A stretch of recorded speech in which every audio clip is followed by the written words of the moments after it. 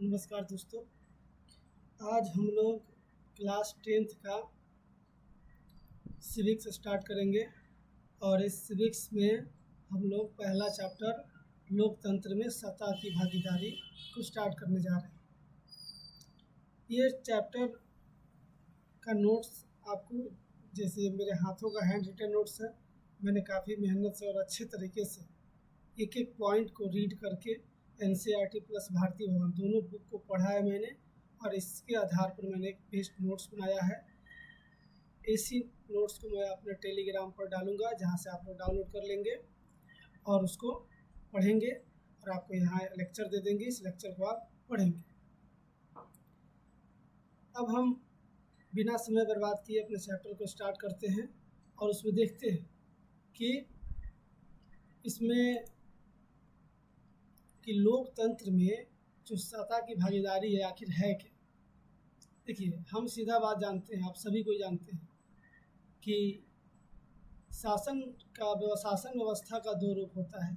एक रूप तो है आपका राजतंत्र, जो पहले जैसे मुगल काल में देखिए, सल्तनत काल में देखिए, या पर प्राचीन भारत में चले जाइए, मध्यकालीन भारत में चले जाइए, तो वहाँ पे आप जब देखते हैं तो वो राजतंत्र था, वहाँ राजा का शासन था। लेकिन वर्तमान समय में आप देखेंगे तो यहाँ लगभग देशों में लोकतंत्र का स्थापना हो गया है। तो लोकतंत्र का मतलब ही होता है कि जनता का शासन। क्या होता है? जनता का शासन। यानी लोकतंत्र में जो शासन व्यवस्था चलती है वो जनता के आसपास ही रहती है। लोकतंत्र में जनता के पास शक्तियाँ होती है कि वो अपने प्रतिनिधि को बदल सके। जब हर 5 साल में लोकतंत्र मौका देती है भारत में कि अपने प्रतिनिधि को आप बदल दीजिए, आपको अगर अपना प्रतिनिधि पसंद नहीं है तो। अब हम देखते हैं इसमें कि लोकतंत्र के बारे में क्या कहा जा सकता है। तो देखेंगे कि यह शासन की वह व्यवस्था है, यह शासन की वह व्यवस्था है जिसमें जनता अपने प्रतिनिधि का चुनाव स्वयं करती है। मतलब सर क्या बात है इसका, नहीं समझे तो समझिए। लोकतंत्र शासन की एक ऐसी व्यवस्था है, मतलब इसमें जो जनता होता है वो अपने प्रतिनिधि का चुनाव देता है। जैसे आप देखिए, अगर आप राज्य जैसे बिहार में अगर चुनाव होगा तो आप क्या करेंगे, अपने क्षेत्र के विधायक को वोट देंगे और वोट दे के उसको विधानसभा में भेजेंगे। यानी वो विधायक आपका प्रतिनिधि बन के विधानसभा में बैठा है और आपके क्षेत्रों का आवाज़ उठाएगा, आपके क्षेत्र के काम के लिए, आपके क्षेत्र के उत्थान के लिए वो वहाँ पे आवाज़ उठाएगा। चुन के भेजे आप हैं, शक्ति आप ही के हाथ में है। बस आप सारे जनता जाके विधानसभा में तो बैठ नहीं सकते, तो अपना एक प्रतिनिधि भेजते हैं और वो प्रतिनिधि जाके वहाँ से उनका प्रतिनिधित्व करता है। तो ये लोकतंत्र का एक खूबसूरती है। जैसे आप देखेंगे, अगर केंद्र में जाएंगे तो वहाँ लोकसभा होता है और लोकसभा राज्यसभा होता है, तो वहाँ पे आप सांसद का चुनाव करके भेजते हैं। जिसे मान लीजिए कि हम लोग का संसदीय क्षेत्र है मोतिहारी, पूर्वी चंपारण संसदीय क्षेत्र में आता है हम लोग का, तो वहाँ से हमने एक सांसद को, सारे पूर्वी चंपारण के लोगों ने एक सांसद को वोट किया और उसको भेज दिया संसद भवन, यानी दिल्ली भेज दिया, और वहाँ वो बैठ के क्या करेगा, हमारा प्रतिनिधित्व करेगा। अगर जिस काम के लिए हम लोगों ने उसको चुन कर भेजा है, जिस चीज़ के प्रतिनिधित्व के लिए हम लोगों ने उसको भेजा है, अगर वहाँ जाकर वह काम वो नहीं कर रहा है तो हम उसको क्या करेंगे, अगले 5 साल के बाद जब चुनाव आएगा तो उसको हम लोग हटा देंगे और फिर नए आदमी को चुनेंगे। इसी क्रम में बच्चों, जब हम आगे बढ़ेंगे तो अब्राहम लिंकन साहब ने एक बहुत ही खूबसूरत लोकतंत्र का परिभाषा दिया था और उन्होंने कहा था कि लोकतंत्र क्या है। तो उन्होंने बताया कि लोकतंत्र जनता के द्वारा और जनता के लिए शासन। मतलब सिंपल बात देखिए, अब्राहम लिंकन ने कहा था कि लोकतंत्र जनता के द्वारा और जनता के लिए शासन। यानी इसको हम लोग ऐसे भी बोलते हैं, कभी कभी एग्जाम में आपके ऐसे आ जाता है कि लोकतंत्र, अब्राहम लिंकन के द्वारा लोकतंत्र के बारे में क्या बोला गया। ऑप्शन अगर देगा तो उसमें बता देगा कि लोकतंत्र लोगों के द्वारा और लोगों के लिए शासन है। तो लोग कौन होते हैं? जनता होते हैं। तो सिंपल सी बात को आप समझेंगे और इसको एकदम लोकतंत्र, अगर एग्जाम में लोकतंत्र के बारे में लिखने के लिए आ गया तो आप इसी पॉइंट को उठाएंगे और थोड़ा सा इलाबोरेट करके और उसको थोड़ा बड़ा बना के लिख लेंगे। अब आते हैं हम लोग दूसरे टॉपिक पर, लोकतंत्र में द्वंद्व। लोकतंत्र में क्या देखें हम, द्वंद्व देखें। द्वंद्व का मतलब क्या होता है, संघर्ष होता है। द्वंद्व का मतलब होता है संघर्ष, यानी लड़ाई। लड़ाई नहीं बोल सकते हैं, मतलब एक तरह से बोल सकते हैं कि भेदभाव की तरह करना, संघर्ष करना। जिसे देखेंगे लोकतंत्र, यहाँ लिखा हुआ है लोकतंत्र समानता पर आधारित शासन व्यवस्था है। सब कोई जानता है कि भाई लोकतंत्र जो है समानता पर आधारित शासन व्यवस्था है, हर कोई जानता है। लेकिन बात समानता का नहीं है, बात है कि लोकतंत्र में अगर जो समानता है तो फिर द्वंद्व क्यों है। तो हम लोग का एक बात सुनते हैं ना कि जहाँ भाईचारा होता है, जहाँ प्रेम होता है, वहाँ लड़ाई भी होता है। सेम एज इट इज़ यही बात समझिए कि जहाँ पे अच्छाइयाँ रहेंगी वहाँ थोड़ा बुराइयाँ आ ही जाएंगी। यानी लोकतंत्र काफ़ी खूबसूरत चीज़ है, लेकिन इसमें कभी कभी द्वंद्व की स्थिति बनती है। क्यों बनती है, क्योंकि लोग क्या होता है इसमें कि संसाधन की कमी हो जाएगी, सामाजिक असमानता हो जाएगा, और क्या होगा, मतलब जैसे मान लीजिए कि क्या हुआ कि किसी आदमी, जैसे अभी देखिए भारत में लगभग 90% संपत्ति 10% लोगों के पास है, और 10% लोगों के पास 10% 90% संपत्ति 10% लोगों के पास है, और 10% संपत्ति जो है 90% लोगों के पास है। अब इस संसाधन का जो बंटवारा हुआ है बराबर हुआ है, नहीं हुआ है। तो इसको देख के अब कोई चल रहा है एसी वाला कार में, कोई एसी वाला घर में रह रहा है, कोई एकदम टाइल्स मार्बल घर में रह रहा है, किसी को खाने के लिए एक टाइम का भोजन नहीं मिल रहा। संसाधन का जब इस तरह का बंटवारा होगा, इस तरह का कमी होगा, तो लोकतंत्र में लड़ाई होगा कि नहीं होगा। सामाजिक असमानता रहेगा। आप बोल रहे हैं कि जैसे बड़ा छोटा का भेदभाव कर रहे हैं, हम बड़े जात के हैं तो कोई छोटे जात के हैं, अरे नीच है, इस छुआछूत का व्यवस्था कर रहे हैं आप इसके साथ। आप बोल रहे हैं कि इसके यहाँ खाना नहीं खाओ, इसके यहाँ नहीं जाओ। तो आप जब भेदभाव करेंगे तो लोकतंत्र में क्या होगा, द्वंद्व की स्थिति तो पैदा होगी, विरोधाभास की स्थिति तो पैदा होगी। जैसे हम कुछ देखेंगे एग्जाम्पल के रूप में, अमेरिका जो देश है वो, आप लोग क्लास 7th में एक बात पढ़े होंगे कि एक महिला थी जो बस में यात्रा कर रही थी, तो अश्वेत होने के कारण, मतलब रंग काला होने के कारण, उसको एक गोरा ने, मतलब एक अमेरिकन जो था, उन्होंने क्या किया, उसको बस से हटा दिया, खड़ा कर दिया कि तुम खड़ा हो जाओ। क्योंकि अमेरिका में पहले काले लोगों को बस में बैठने का, अगर कोई श्वेत आदमी खड़ा है यानी गोरा आदमी खड़ा है, तो काले आदमी वहाँ नहीं बैठ सकता है, वो गोरे आदमी को सीट दे देगा। यानी वहीं अमेरिका में क्या हुआ था कि श्वेत अश्वेत के बीच में भेदभाव हुआ, जिसके कारण नागरिक अधिकार आंदोलन हुआ, और इस आंदोलन के कारण अमेरिका में काफ़ी संघर्ष हुआ, काफ़ी द्वंद्व हुआ, जिसके कारण क्या हुआ, बाद में चल के नागरिकों को वहाँ के सुप्रीम कोर्ट ने अधिकार दिया और सबको समानता का अधिकार मिला। इसी तरह जब आयरलैंड में आएंगे तो यहाँ पर ईसाई समुदाय देखने को मिलते हैं। जैसे आप मुस्लिम में देखते हैं शिया और सुन्नी, वैसे यहाँ ईसाई समुदाय में आप देखेंगे कि यहाँ 2 वर्ग होता है, एक कैथोलिक होता है और एक होता है प्रोटेस्टेंट। मतलब जैसे मुस्लिम में शिया और सुन्नी है, वैसे ही ईसाई धर्म में ये बटे हुए थे, ईसाई धर्म वाले 2 भागों में, कैथोलिक और प्रोटेस्टेंट में। अब इनके बीच भी लड़ाई झगड़ा होता रहता है अधिकार को लेके, कि उसको कम अधिकार दो, उसको ज़्यादा अधिकार दो। इसके बीच में लेके भी तो आयरलैंड में सरकार ने इसको, मतलब एक तरह से समझिए कि समानता लाने के लिए इन दोनों के बीच के संघर्ष को ख़त्म करने के लिए काफ़ी प्रयास किया, लेकिन वहाँ लगभग प्रयास विफल ही रहा। अब सबसे अच्छा एग्जाम्पल आपको समझ में आएगा भारत में क्षेत्रवाद के कारण संघर्ष। आप देखिएगा, हम लोग जो बिहार यूपी के लोग हैं, बिहार यूपी के जितने सारे लोग हैं, जब हम लोग महाराष्ट्र में जाएंगे, गुजरात में जाएंगे और सिक्किम में जाते हैं, या और भी राज्य बोलिए, और भी किसी राज्य में जब हम लोग जाते हैं तो हम लोग के साथ दुर्व्यवहार होता है। बिहारी कह के, मजदूर कह के हम लोग को परेशान किया जाता है, हम लोग के साथ मारपीट किया जाता है। आप देखते होंगे बार बार न्यूज़ आता है कि महाराष्ट्र में मराठी न भूलने के कारण बिहारी के साथ दुर्व्यवहार, बिहारी को काफ़ी मारा पीटा। तो ये एक तरह का जो भेदभाव है काफ़ी ही मतलब गलत है। और ये क्या करता है कि लोकतंत्र इतनी जो सुंदरता है लोकतंत्र का उसको खराब करता है और लोकतंत्र में संघर्ष की भावना को जन्म देता है। आगे हम देखेंगे मार्टिन लूथर किंग ने अमेरिका में रंग भेद की नीति के खिलाफ आवाज़ उठाई। ये जो मार्टिन लूथर किंग थे ये अमेरिका में जो यही गोरा और काला का जो भेदभाव चल रहा था ना, इसको क्या किए, इसको ख़त्म करने के लिए उन्होंने क्या किया कि आवाज़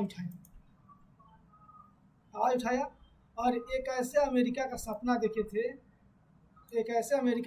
देखे थे मार्टिन लूथर किंग जहाँ लोग को उनके रंग से नहीं बल्कि उनके चरित्र से पहचाना। मतलब मार्टिन लूथर किंग ने एक ऐसा अमेरिका का सपना देखा था जहां लोग रंग के आधार पर भेदभाव नहीं करें बल्कि लोगों को उनके चरित्र से पहचाने, उनके कर्म से पहचाने, उनके काम से पहचाने।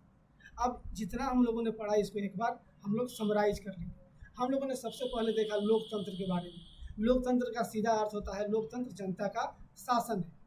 यहाँ पर लोकतंत्र एक ऐसी व्यवस्था होती है जिसमें जनता क्या करती है, अपने प्रतिनिधि को चुन के और विधानसभा या लोकसभा या राज्यसभा में भेजती है और वहाँ जो क्या होता है प्रतिनिधि बैठ के और उस क्षेत्र का प्रतिनिधित्व करता है और जनता के पास पावर होता है कि अगर प्रतिनिधि उसका काम नहीं कर रहा है तो प्रत्येक 5 साल में उसको हटा देगा। लोकतंत्र का परिभाषा अगर देखते हैं तो अब्राहम लिंकन ने लोकतंत्र का परिभाषा दिया था कि लोकतंत्र क्या है, तो लोकतंत्र जनता का जनता के द्वारा और जनता के लिए शासन है। फिर हम लोगों ने दूसरा टॉपिक देखा लोकतंत्र में द्वंद्व, लोकतंत्र में संघर्ष क्यों है।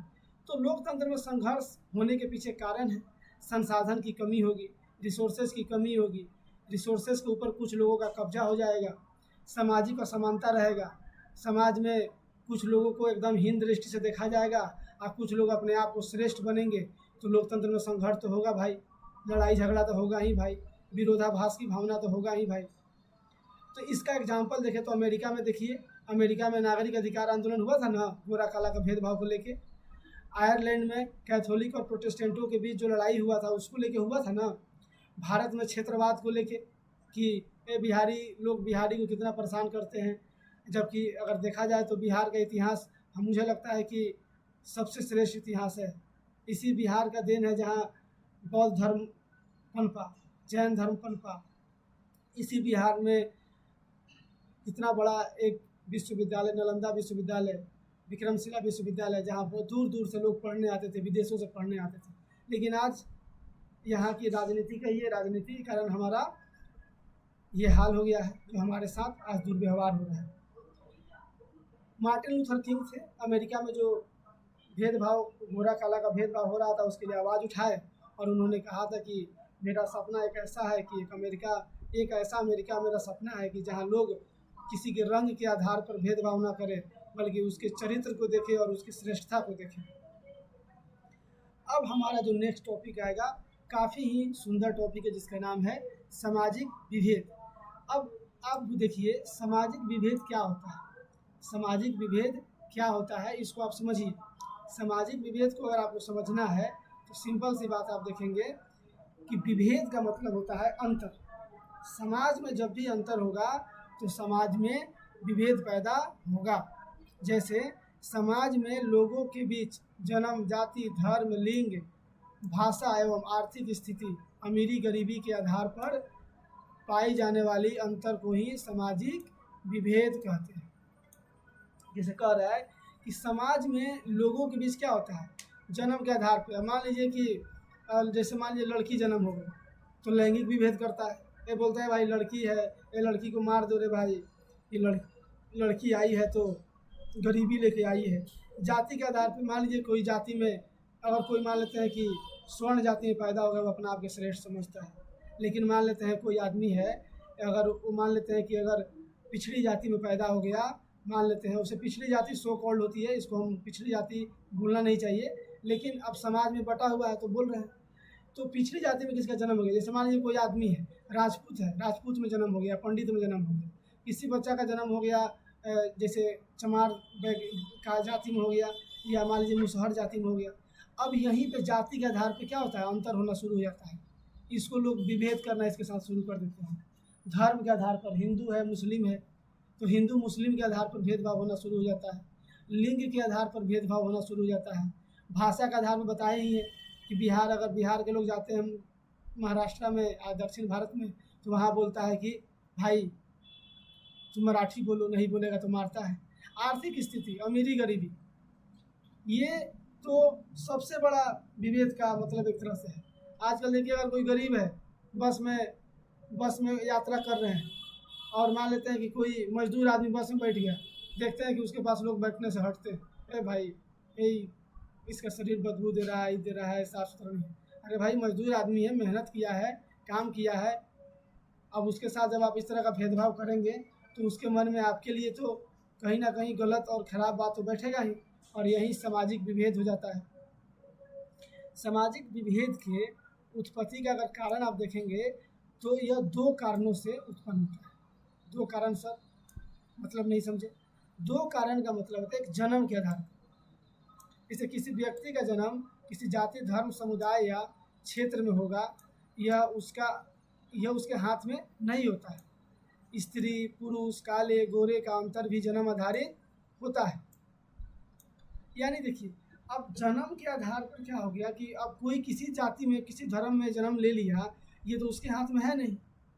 लेकिन जब वो जन्म ले लिया तो समाज में जाति के आधार पर, धर्म के आधार पर, समुदाय के आधार पर, काला गोरा के आधार पर, स्त्री पुरुष के आधार पर उसके साथ भेदभाव होना शुरू हो जाता है। सामाजिक विभेद होना शुरू हो जाता है। दूसरा देखेंगे व्यक्तिगत पसंद के आधार पर। अब आप कहेंगे सर कि व्यक्तिगत पसंद क्या है?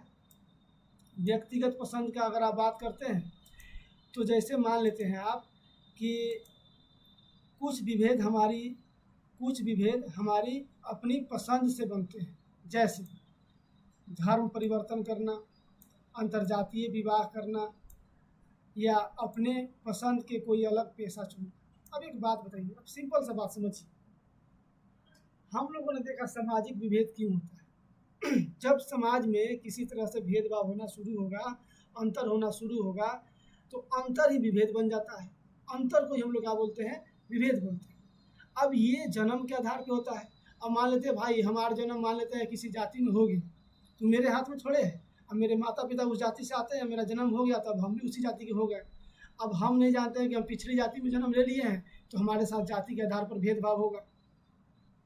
उसी तरह व्यक्तिगत पसंद के आधार पर कोई लड़का क्या है, कोई आदमी कैसे क्या है कि मान लेते हैं कि कोई मुस्लिम है और वो अपना धर्म परिवर्तन करके हिंदू बन गया। अब उसके धर्म के लोग क्या करेंगे कि उसके साथ विभेद करना शुरू करेंगे, उसके साथ अंतर करना शुरू करेंगे, उसके साथ उसको परेशान करना शुरू करेंगे। दूसरा बात, अगर आप अंतर्जातीय विवाह कर लेते हैं तो भाई सबसे खतरनाक चीज़ तो ये है, आज के लोग इसे भी प्यार मोहब्बत अपन जाति में तो होता नहीं है। जो जितना प्यार मोहब्बत होता है आजकल अपना जाति में तो होता नहीं है, अलग जाति की लड़की से हो जाता है। अब आप किसी से प्रेम किए हैं तो शादी तो करेंगे ही। अब आप शादी कर लेते हैं, अंतर्जातीय विवाह हो गया तो गांव से छाड़ देगा, गांव से भगा देगा, तोरा घरे खाए नहीं आएगा, तुमसे बात नहीं करेगा।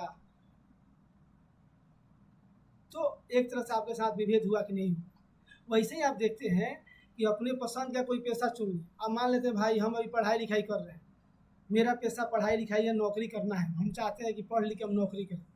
लेकिन मेरे मन में आया कि चलो रे भाई हम क्या करते हैं कि एगो होटल खोल लेते हैं, खाना वाना खिलाने वाला, हमको पसंद आ गया यह काम करना। अब जैसे हम होटल खोलेंगे लोग हमको परेशान करना शुरू कर दिया, ले भाई इतना पढ़ाई कैलक आ जाके अब होटल बनावता, होटल में खाना बनावता, होटल चलावता। मतलब मेरा बात आप समझ रहे हैं कि आपके साथ सामाजिक विभेद जो हो रहा है वो दो आधार पे हो रहा है। वो आपके जन्म के आधार पे, अब आप समझ गए होंगे जन्म के आधार पर कैसे भेदभाव होता है, एक व्यक्तिगत पसंद के आधार पे आप समझ गए होंगे। अब थोड़ा कुछ नोट में इंपॉर्टेंट बात हम लिखे हैं, उसको आप देखिए। क्या देखेंगे आप? जैसे लोकतंत्र में विभेदों के बावजूद भी तालमेल की स्थिति देखी जाती है। जैसे जब अलग अलग समुदाय के, जैसे क्या होता है जब अलग अलग समुदाय के लोग अलग अलग जो एक सेकंड,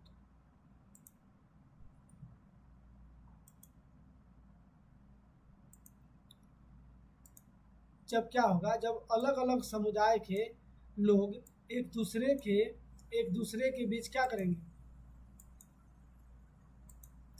एक दूसरे के पहचान को सम्मान करते हैं और संकट के समय एकजुट हो जाते हैं, तो वो तालमेल की स्थिति है। जैसे मान लीजिए कि आप किसी भी जात के हैं, किसी भी धर्म के हैं, किसी भी लिंग के हैं, जब आप क्या होगा कि आप पर किसी भी तरह का परेशानी होगा, किसी भी तरह का मतलब प्रॉब्लम में होंगे, तो किसी भी संकट में होंगे, तो सब लोग मिल के आपका सहायता करते हैं। तो ये लोकतंत्र में तालमेल की स्थिति है और ये काफ़ी खूबसूरत बनाती है लोकतंत्र। लेकिन कभी कभी सामाजिक कभी कभी क्या देखते हैं हम लोग, कभी कभी हम लोग देखते हैं कि सामाजिक विभेद गहरा हो जाता है। कैसे हो जाता है? अर्थात लोग धर्म, जाति या भाषा के नाम पर आपस में लड़ने लगते हैं। इससे क्या होता है कि संघर्ष की स्थिति पैदा होती है और लोकतंत्र कमज़ोर हो जाता है। समझे मेरे भाई? हम कहना ये चाहते हैं आपसे कि लोकतंत्र में कभी कभी आपका तालमेल का स्थिति होता है, तो कभी कभी संघर्ष का स्थिति होता है। तालमेल का स्थिति क्या होता है? कभी कभी क्या है कि आप परेशानी में होंगे तो आपके समुदाय, आपके समाज के लोग आपको क्या करेंगे? एकजुट होकर आपका साथ देंगे। लेकिन कभी कभी क्या होता है कि जब हम लोग भाषा के आधार पर, जाति के आधार पर क्या होंगे? परेशान होंगे। तो परेशान होंगे तो क्या होगा? जब तालमेल की स्थिति रहेगी तो लोकतंत्र मजबूत होगी, लेकिन जैसे ही संघर्ष की स्थिति आएगी तो लोकतंत्र क्या हो जाएगी? कमज़ोर हो जाएगी। अब इसी क्रम में हम लोग आगे बढ़ेंगे तो उदाहरण देख लीजिए भाई, आजकल सब काम में उदाहरण देखना ज़रूरी है। जैसे आयरलैंड में ईसाई धर्म के दो समूहों के बीच संघर्ष की स्थिति रही है। अब वो दो समूह कौन है हम नहीं बताएंगे, क्योंकि बता चुके हैं। वो दो समूह है कैथोलिक और प्रोटेस्टेंट। जबकि नीदरलैंड में जाइएगा तो इन्हीं दो समूहों के बीच आपसी तालमेल और शांति है। आप आयरलैंड में जाइएगा तो यही दो समूह अपने में लाठा लाठी कर रहा है, मारा पीटी कर रहा है, एक दूसरे के एकदम कुटाई करने में एकदम मतलब समझिए कि आतुर है। लेकिन आप यहीं अगर नीदरलैंड में जाते हैं तो नीदरलैंड में यही दोनों धर्म वाले, यही एक ही धर्म के दो जो समूह हैं आपस में है, तालमेल की स्थिति है। तो भाई आप देखें कि नहीं देखें? आप सिंपल सा एक क्वेश्चन आपके लिए छोड़ रहे हैं कि आयरलैंड और नीदरलैंड में आप बताएंगे कि कहाँ पर लोकतंत्र मजबूत होगा और कहाँ पर लोकतंत्र कमज़ोर होगा। इसका आंसर आप कमेंट बॉक्स में लिखिएगा।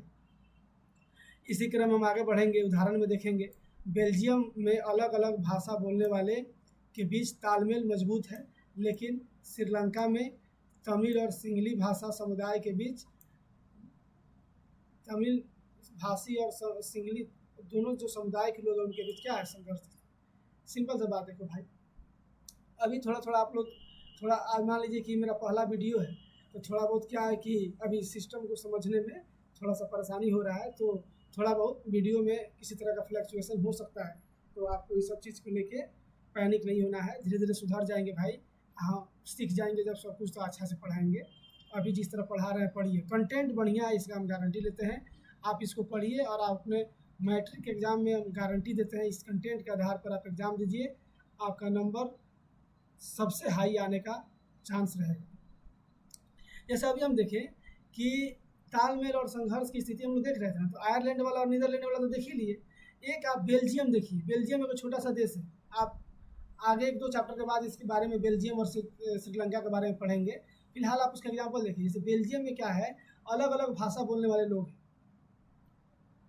तो उन लोगों के बीच क्या है? तालमेल मजबूत है। लेकिन वे श्रीलंका में जाइए तो वहाँ तमिल बोले वाला है, तमिलनाडु वाला सब जो तमिल बोलता है, और सिंगली वहाँ का भाषा ही है।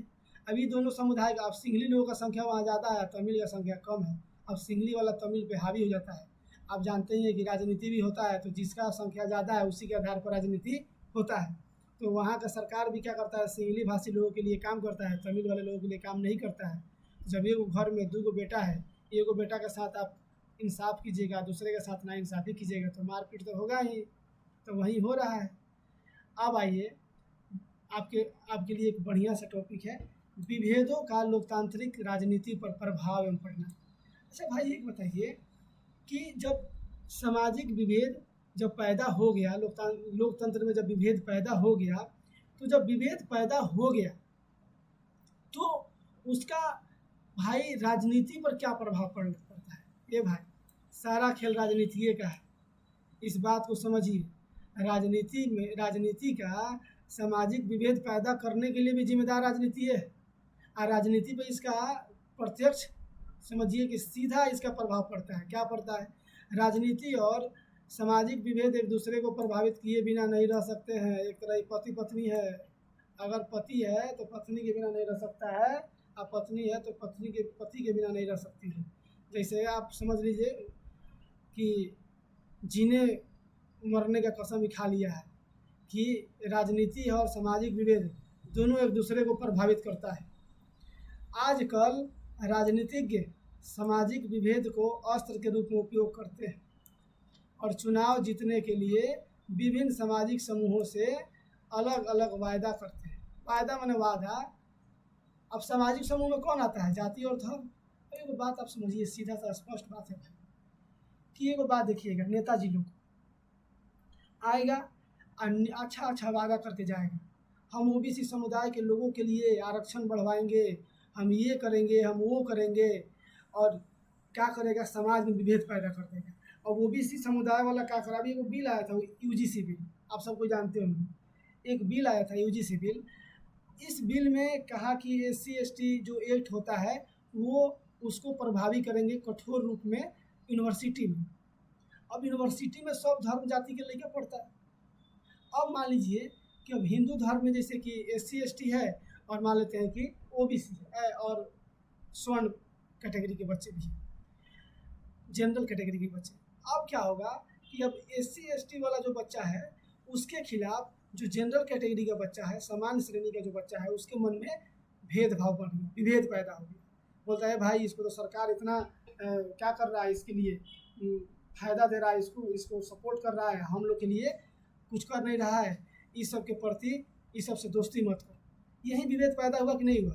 एक तरह से राजनीति कैसे प्रभावित की आप देखे कि नहीं देखे? और नेता लोग इसी को अस्त्र बना बना के, इसी अस्त्र को बना के चलाता है आपके ऊपर, और आपसे वोट ऐंठ लेता है, आप वोट ऐंठ के जीत जाता है। आप फिर देखिए एकदम डिफेंडर में, उसके बाद क्या बोले, फॉर्चूनर में घूमते रहता है एसी में, हम आप गर्मी में बैठ के मरते रहते हैं। अंग्रेजों ने भी विभेद का फ़ायदा उठाकर भारत में फूट डालो और राज करो की नीति अपनाई थी। ये भाई, ये बात आप बड़ी अच्छा जानते हैं कि जो अंग्रेज लोग था, देखा कि ये भाई सब अपने में लड़ते रहता है। जैसे आप देखेंगे तो बंगाल का जो शासक है वो अवध के शासक से लड़ना चाहता है। अवध का जो शासक है, जैसे मराठा जो थे वो मैसूर से लड़ रहे थे, मराठा जो थे वो आपका निजाम से लड़ रहे थे। अंग्रेज देखा ये भाई ये सब अपने में लड़ते रहता है, यानी ये सब अपने में लड़ते रहता है, मतलब क्या, ये सब अपने में विभेद करते रहता है। तो इसका फ़ायदा उठाओ, एक दूसरे में फूट डालो और राज करो। जैसे घर में देखिए ना, दो भाई हैं, अब बगल में चाचा है, चाचा क्या करता है, आप दोनों भाई में खूब एकता है, सोचता है रे भाई एकनी में क्या करो कि फूट डालो रे, जी दोनों एक रहेगा तो हमरा के पीछे छोड़ देगा। और चाचवा क्या करता है, हम लोग में फूट डाल देता है और लड़ाई करा देगा। जब लड़ाई हो जाएगा दोनों भाई में तो क्या करेगा, बैठ के राज करेगा, आपके ऊपर राज करेगा। उदाहरण देखिए ना, वही उदाहरण आयरलैंड में ईसाई धर्म के दो समुदाय कैथोलिक और प्रोटेस्टेंट में विभाजित है, और वहाँ पर क्या है, दोनों समूह के नेतृत्व के लिए अलग अलग पार्टी का निर्माण हो गया है। जैसे कैथोलिक के लिए नेशनलिस्ट पार्टी और यूनियनिस्ट पार्टी प्रोटेस्टेंट के लिए। आई दोनों पार्टी अपन समुदाय का बात उठाता है, और जब अपन समुदाय का बात उठाएगा तो काम क्या होगा, लड़ाई छिड़वाएगा, लड़ाई लगवाएगा आप सब में। देखिए ना, अब बोलना तो नहीं चाहिए लेकिन बोल रहे हैं। भारत में देखिए बीजेपी के लोग बोलता है हिंदूवादी पार्टी, और कांग्रेस के लोग बोलता है मुस्लिम का सपोर्ट करने वाला पार्टी। अब मुस्लिम के नाम से कांग्रेस बदनाम है, और हिंदू के नाम से बीजेपी बदनाम है। अब ये दोनों क्या करता है कि इसी को अस्त्र बना के चलाते रहता है। अब जैसे बंगाल में चुनाव हो रहा है, वहाँ मोदी जी क्या बोलते हैं कि बंगाल में किसी हाल में बाबरी मस्जिद नहीं बनने देंगे, अमित शाह बोले थे। लेकिन कांग्रेस या मान लेते हैं कि TMC है तो वहाँ के मुस्लिमों को सपोर्ट कर रही है, तो ये सब अस्त्र चला के आप पे मार रहा है कि नहीं मार रहा है, बताइए। इतना बात आपको समझ में आ रहा है तो समझिए कि आपका दिमाग सही है, और ना समझ में आ रहा है तो समझिए दिमागवा में गोबर भर गई है भाई। अब आगे चलते हैं, देखते हैं कि जब इसका परिणाम क्या होता है। जब लोकतंत्र में जब सामाजिक विभेद राजनीति एक दूसरे से मिलते हैं तो इसका परिणाम क्या होता है। तो जब राजनीति में सामाजिक विभेद बहुत ज़्यादा हावी हो जाता है तो इसका घातक परिणाम होता है। क्या परिणाम होगा बाबू? तो सामाजिक विभेद राजनीतिक विभेद में परिवर्तित हो जाता है। आप देखिए ना, आजकल जब चुनाव आता है तो गांव में लड़ाई हो जाता है कि ना हम है कांग्रेस, और वो बोलता है कि हम है बीजेपी। अब वो अपन पार्टी की बड़ाई कर रहा है, या अपन पार्टी की बड़ाई कर रहा है। जैसे राजनीति में सामाजिक विभेद हावी हुआ, बस क्या हुआ कि सामाजिक विभेद राजनीतिक विभेद में चल जाएगा और दोनों में लड़ाई हो जाएगी। उदाहरण देखिए ना, यूगोस्लाविया एक देश है, उसमें धर्म और जाति के आधार पर राजनीति इतनी बढ़ गई कि देश को कई टुकड़े में बंट गया। इससे क्या हुआ कि स्पष्ट होता है कि जब सामाजिक विभेद राजनीतिक रूप में ले लेता है तो देश का बंटवारा हो जाएगा। देखिए, एक बात समझिए, यूगोस्लाविया जो देश था उसमें क्या हुआ था कि धर्म और जाति के आधार पर इतना ज़्यादा राजनीति बढ़ गया। अभी बिहार को देखिए ना, अब बिहार को देखिए, बिहार में जाति के नाम पर इतना खतरनाक राजनीति हो गया है भाई कि काम के लोग को, जो काम करने वाले भी बिहार में आएंगे कि हम यहाँ अपना चुनाव जीते और यहाँ काम भी विजन लेके आते हैं। जिसे वो भी पार्टी आई थी जन स्वराज पार्टी, वो अपने को विजन लेके आई थी कि यहाँ काम करेंगे। लेकिन यहाँ जाति इतना हावी हो गया है कि ना भाई कि ओबीसी हैं तो वोट देंगे इधर देंगे, मुस्लिम है तो वोट इधर देंगे, भाई ई जात का वोट इधर जाएगा, ई जात का वोट इधर जाएगा। इस धर्म और जाति के आधार पर जो राजनीति हो रहा है, यही राजनीति क्या करता है कि देश और राज्य के बंटवारा के लिए जिम्मेदार हो जाता है। अब इसी क्रम में हम आगे चलते हैं तो देखेंगे सामाजिक विभेद के निर्धारक तत्व कौन है। तो सामाजिक विभेद के राजनीति पर कैसा परिणाम होगा, इसको मुख्य रूप से 3 बातों पर निर्भर करता है। पहला बात क्या है, स्वयं की पहचान की चेतना। बड़ी कठिन वर्ड है रे भाई, ये जो चेतना दे दिया है। चेतना माने क्या होता है? जागरूकता, जागना, स्वयं की पहचान की चेतना। यदि लोग सिर्फ अपने जाति या धर्म को सबसे ऊपर मानेंगे तो देश हमेशा खतरे में रहेगा भाई। जैसे मान लेते हैं, एक सिंपल जीवन का उदाहरण देखिए, आप अपने खाली बहन को बहन मानेंगे या दूसरे के बहन के साथ आप मिसबिहेव करेंगे या दूसरे लड़कियों के साथ मिसबिहेव करेंगे तो क्या होगा? खतरा में आप पड़ जाइएगा एक दिन। उसी तरह आप अपने जाति या धर्म को श्रेष्ठ मानते हैं और दूसरे जाति या धर्म के लोग को आप बुरा भला कहेंगे तो लड़ाई होगा कि नहीं होगा? होगा। लेकिन यदि लोग क्या करेंगे कि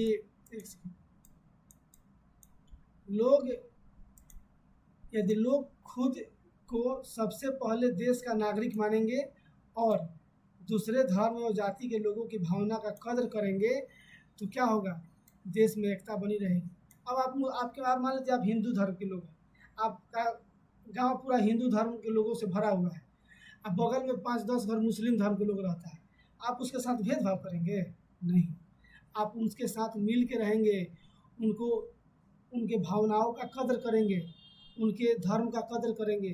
तो आप मान लेते हैं किसी गांव में बहुत ज़्यादा जनसंख्या में अगर मान लेते हैं कि बैकवर्ड जाति मतलब पिछड़ी जाति के लोग रहते हैं और वहाँ पे अगर 10 घर मान लेते हैं कि अगर जनरल कैटेगरी के लोग का घर है तो आप दोनों एक दूसरे के भावनाओं का कदर करेंगे, तब ना लोकतंत्र मजबूत होगा, एकता बनी रहेगी। आप एक दूसरे के लिए लड़ाई करने चल दिए, आप एक दूसरे के भावना का कदर नहीं कर रहे हैं तो मारपीट तो होगा ही, विभेद पैदा होगा ही। अब दूसरा देखिए, पहला हम लोग क्या देखें, स्वयं की पहचान की चेतना। आप अपनी पहचान की चेतना को जगाइए और अपने सिर्फ जाति या धर्म को श्रेष्ठ मत मानिए, दूसरे के जाति धर्म को भी कदर भी कीजिए। दूसरा देखिए, राजनीतिक दलों द्वारा विभिन्न समुदाय की मांगों को उपस्थित करने का तरीका। अभी क्या है भाई, आइए ना पढ़ते हैं। यदि नेता शांतिपूर्ण और संवैधानिक तरीके से किसी समुदाय की मांग उठाते हैं, अर्थात दूसरे समुदाय को बिना किसी प्रकार का नुकसान न हो, जैसे मान लीजिए कि कोई नेता है, शांतिपूर्ण और संवैधानिक तरीका से किसी समुदाय का मांग को उठाएगा, अर्थात मतलब जो दूसरे समुदाय को क्या किसी प्रकार का नुकसान न पहुंचाए, लोकतंत्र मजबूत होता है। परंतु यदि एक की मांग दूसरे के खिलाफ हो तो देश में दरार आती है। जिस अभी एक एग्जाम्पल आपका दिए हैं, इंडिया का एग्जाम्पल लीजिए ना, यूजीसी बिल आया, यूजीसी बिल आते क्या हो गया, एससी एसटी ओबीसी छात्रों में और जनरल कैटेगरी के छात्रों में विभेद पैदा हो गया, क्योंकि एक दूसरे के मांग के खिलाफ मांग थी। जैसे क्या था कि ओबीसी एससी एसटी के बच्चों के पक्ष में था यूजीसी बिल और जनरल कैटेगरी के बच्चों के विपक्ष में ये था बिल। अब इन दोनों के बीच में विभेद पैदा हो गया, एक दूसरे के खिलाफ हो गए और इन दोनों के बीच में क्या हो गया, दरार आ गई। ये दरार जब बहुत बड़े स्तर पर बढ़ेगा तो देश में भी दरार आएगा। जैसे एक एग्जाम्पल देखिए, श्रीलंका में सिर्फ सिंहलियों के लिए मांग, और जो तमिल समुदाय के लोग थे उनके लिए कोई मांगे नहीं था। तमिल की संख्या कम था तो उसको कोई वैल्यू नहीं था, और सिंहली समुदाय के लोग श्रीलंका में संख्या ज़्यादा है, सिंहली श्रीलंका की राष्ट्रीय भाषा भी है, तो उसके लिए लोग बहुत मेहनत कर रहा है नेता लोग उस समुदाय के लिए, तो वहाँ पे दरार पैदा हुआ, लड़ाई झगड़ा बढ़ा। तीसरा हम देखेंगे, तीसरा क्या है, तो अगर हम तीसरा देखते हैं तो सरकार की मांगों के प्रति सोच। अभी सरकार के मांगों के प्रति सोच क्या है, यदि सरकार अल्पसंख्यकों की आवाज़ सुनती है और उनकी उचित मांगों को मान लेती है तो अच्छे परिणाम आते हैं, लेकिन यदि सरकार ताकत के जोड़ पर उनकी आवाज़ दबाने की कोशिश करती है तो अलगाववाद और संघर्ष जन्म लेता है। एक बात देखिए, जैसे में मान लेते हैं कि हमारे भारत में हिंदू और मुस्लिम और भी धर्म के लोग रहते हैं। अब जैसे हम लोग बोलते हैं कि जो जिसकी संख्या बहुत ज़्यादा है उसको बहुसंख्यक बोलते हैं, जिसकी संख्या कम है उसको अल्पसंख्यक बोलते हैं। अब क्या है कि अगर मान लेते हैं कि अल्पसंख्यक समुदाय के लोग हैं, सरकार उनके लिए भी उचित कानून बना रही है और उनके भी मांगों को मान रही है, तब तो परिणाम देश के लिए बहुत अच्छा है, देश में एकता बनी रहेगी। लेकिन सरकार क्या करती है कि जनसंख्या के आधार पर भेदभाव करना शुरू कर देती है, जिसका संख्या ज़्यादा है उसके मांग को मानती है और जिसका संख्या कम है उसको दबाने लगती है, तो अलगाववाद पैदा होगा, मतलब ये लोग को देश के प्रति प्रेम घटेगा और संघर्ष में लड़ाई झगड़ा जन्म ले लेगा, और इसके कारण क्या होगा, सामाजिक विभेद मजबूत हो जाएगा। अब आएंगे हमारा जो एक अंतिम टॉपिक है उसका नाम है सामाजिक विभाजन। जब एक सामाजिक विभेद यानी अंतर दूसरे विभेद से जुड़ जाता है, जैसे रंग के साथ गरीबी, एगो तो भाई भगवान गरीब बना दिले और ऊपर से काला दे दिले, काला रंग दे दिले। अब दोनों को लेके जब विभेद पैदा होगा, दोनों को लेके जब लोग क्या करना शुरू करेगा, परेशान करना शुरू करेगा, अंतर करना शुरू करेगा, तो इससे क्या होगा, इस सामाजिक विभेदवा बढ़ के सामाजिक विभाजन का रूप ले लेगा, तो वह विभाजन का रूप ले लेगा। ठीक है, जैसे अमेरिका में अश्वेतों का गरीब और बेघर होना, भारत में सवर्णों और दलितों के बीच अंतर, समझ रहे हैं ना बात। तो हम लोगों ने आज इस टॉपिक को पढ़ा जिसका नाम है लोकतंत्र में सत्ता की भागीदारी। इसमें हम लोगों ने पहले लोकतंत्र का परिभाषा देखा, लोकतंत्र के बारे में जाना, लोकतंत्र क्या है, लोकतंत्र में द्वंद्व कैसे होता है, लोकतंत्र में संघर्ष कैसे होता है, फिर यह संघर्ष सामाजिक विभेद का रूप ले लेता है, फिर यह सामाजिक विभेद की उत्पत्ति का कारण क्या है, इसके बारे में हम लोगों ने देखा। फिर हम लोगों ने क्या देखा कि जो सामाजिक विभेद है वो लोकतांत्रिक राजनीति पर प्रभाव कैसे डालता है, जो लोकतंत्र में राजनीति होती है इस पर प्रभाव कैसे डालता है, उसका परिणाम क्या होता है। फिर हम लोग जब आगे पढ़ रहे तो हम लोगों ने सामाजिक विभेद को निर्धारित करने वाले तत्वों के बारे में देखा कि भाई सामाजिक विभेद को कौन कौन तत्व है जो उसको निर्धारित करता है, विभेद पैदा करने के लिए कौन कौन तत्व जिम्मेदार है। फिर हम लोगों ने देखा कि सामाजिक विभेद में क्या होता है, जब सामाजिक विभेद के साथ कोई दूसरा विभेद जुड़ जाएगा, ये वो कमी हमारा में है ही, और जब दूसरा कमी जुड़ जाएगा तो सामाजिक विभाजन का रूप ले लेगा। तो हम लोग वीडियो को, इस चैप्टर को बहुत अच्छे तरीके से समझ लिए। आप एक बार दो बार इस वीडियो को देखेंगे और उसके बाद इस नोट्स को प्रिंट आउट करवा लेंगे जो आपको टेलीग्राम पे मिल जाएगा, और उसको क्या करेंगे, आप पढ़ेंगे और इसके आधार पर आप अपने किताब का क्वेश्चन आंसर बनाएंगे। गारंटी दे रहे हैं कि 100% भारतीय भवन के बुक का जब आंसर क्वेश्चन आप बनाने चलेंगे तो 100% बनेगा। 100% मतलब 100% बनेगा। तो इसी के साथ हम क्या करते हैं, आपसे विदा लेते हैं। धन्यवाद। चैनल को आप सब्सक्राइब कीजिएगा सपोर्ट कीजिए, धीरे धीरे करके आप लोगों के लिए बहुत अच्छा अच्छा कंटेंट लेके आएंगे और काफ़ी अच्छा तरीक़ा से पढ़ाएंगे। Thank you.